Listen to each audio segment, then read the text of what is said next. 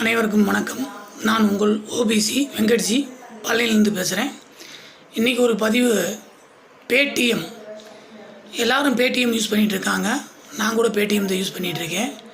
இன்னொருத்தவங்க வந்து PhonePe, Google Pay இன்னும் நிறைய யூஸ் பண்ணுறாங்க. பேடிஎம் பொறுத்தவரையும் மக்கள்கிட்ட ஒரு பயம் இருக்குது. பயப்படுறதுக்கு ஒன்றும் தேவையே இல்லை. ஏன்னா பேடிஎம்ங்கிறது ரிசர்வ் பேங்க் ஆஃப் இந்தியா மூலயமா ஃபுல்லாக அவங்க கண்ட்ரோல் வந்து நடந்துகிட்ருக்கு.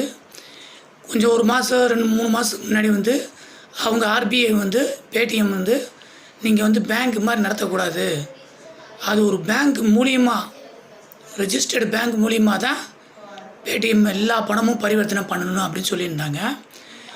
அதுக்கு முன்னாடி வந்து பேடிஎம் அந்த பேங்க் மூலியமாக இல்லாமல் பேடிஎம்மே ஒரு பேங்காக நடந்துகிட்டு இருந்தாமா, எல்லாமே ட்ரான்சாக்ஷன்லாம் பண்ணிகிட்டு இருந்தாங்க.